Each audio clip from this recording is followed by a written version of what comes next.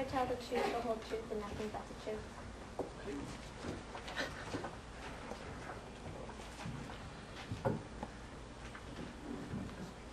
State your full name and please spell your last name for the record. My name is Isaac Harris, Harris. Okay, counsel, you may proceed.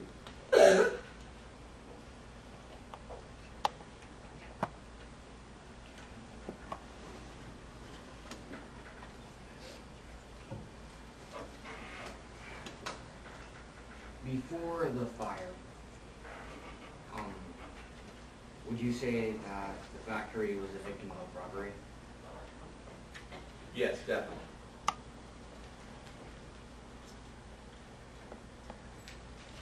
Tell me more. Okay. Well, we had a policy at the store that everyone had to use the Green Street exit, and we did this so that we could check all the bags as people were leaving. The guards could do that. And 3 years ago, we had a big problem of stolen shirtwaists, and so I hired detectives to catch the thieves, and they locked up six girls because of the theft. And in the homes of these girls, we found 2 or 3 dozen waists, and ever since then, we were even catching thieves. About 8 months before this happened, a worker tried to walk out with 2 waists in her hair. Walked out with 2 waists. And the overall value of the goods is a whole bunch. I mean, we were losing.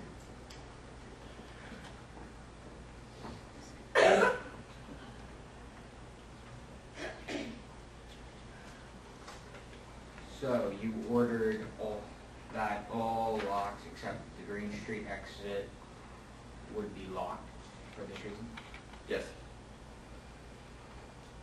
Would all the workers aware of this? Yeah, I'd say so. They had to, because, people walking out with their hair. What floor were you on when the fire started? My office is on the 10th floor. I was in the 10th floor. Okay.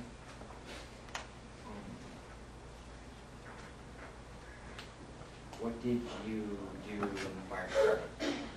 Well, first I heard the noise, and I heard people yelling and hollering, and I came out of my office on the 10th floor, and I see the girls, and everyone's hollering, fire, fire, and I kind of look through some windows, and I see that there's fire, and I just, I kind of panicked a little bit because of fire.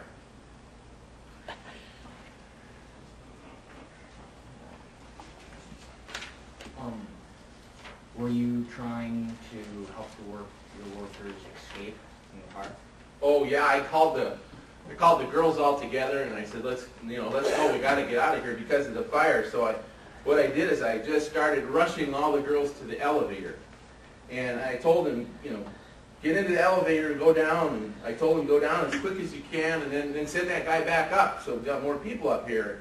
And that's what the elevator operator did, and he went down and came back up, and we loaded another group on and sent them down. How many times did the elevator come up? Well, it was twice. It went down and up twice, and then all of a sudden I figured out the elevator wasn't going to work anymore. When that had happened, did you try to find your exit?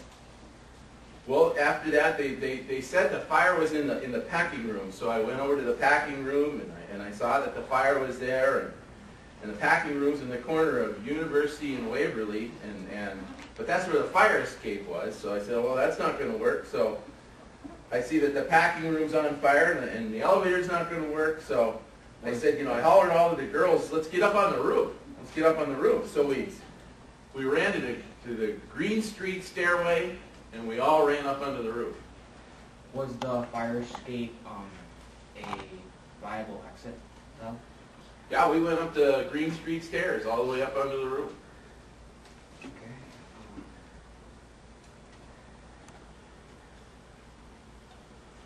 What did you do when you got up onto the roof?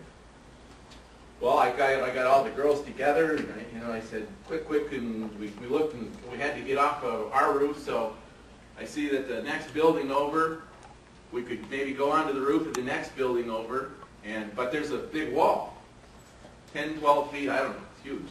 And I climbed up on the wall, and I was helping Paul, and we got over onto the next roof, the next building over. How did you get down? Well, there was a door up there, but it was locked. The kind of the thing that, the roof access. And so we said, well, we'll just break the skylight up there. And so that's what we did. We broke the skylight, and then from there the firemen were coming up, and they threw a ladder up to us, and we had the ladder that kind of goes down from the roof, and we kind of got them together, and we got people down that way. No further questions, John. Cross-examination. Yes, John. Okay, proceed. How long have you been in business with Mr. Long? We've been in business for 12 years. And isn't it true that in 1902 there were 2 fires in the Triangle Shirtwaist factory? Yes, we had 2 fires in 1902. Yep. And what was the total cost of the damage caused by the 2 fires? Well, exact amount, I don't know, about $19,000, something, $19,100, something like that. Very expensive. Have you done any improvements to the fire exits since then? I had a sister who worked on the 8th floor during our early fires, and I was just torn up. She almost died, and I was greatly disturbed by the tragedy. But it was just, no, we didn't do anything with.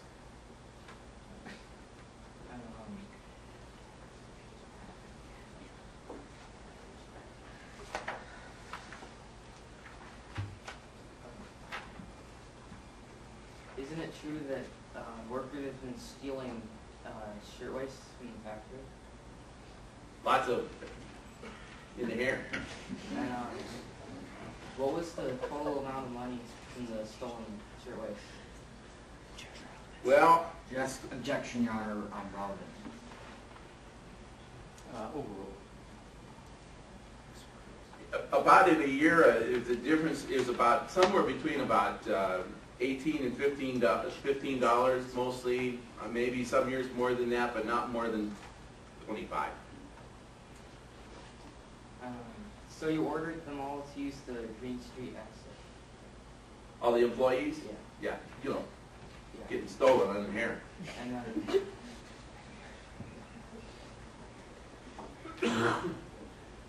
did you have the doors locked during when they were working so they couldn't leave? We couldn't afford to lose them. I mean, we were just, anyway, that's a long way to put them in the hair. People going to great lengths to steal from us. We had to lock up the other exits.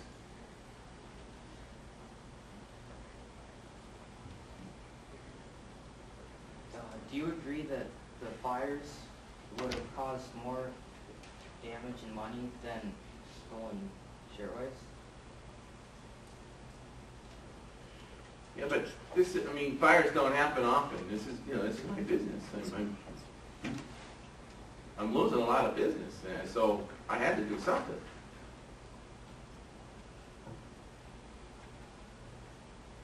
No further questions, Your Honor. Any redirect by the defense of this witness? No, Your Honor.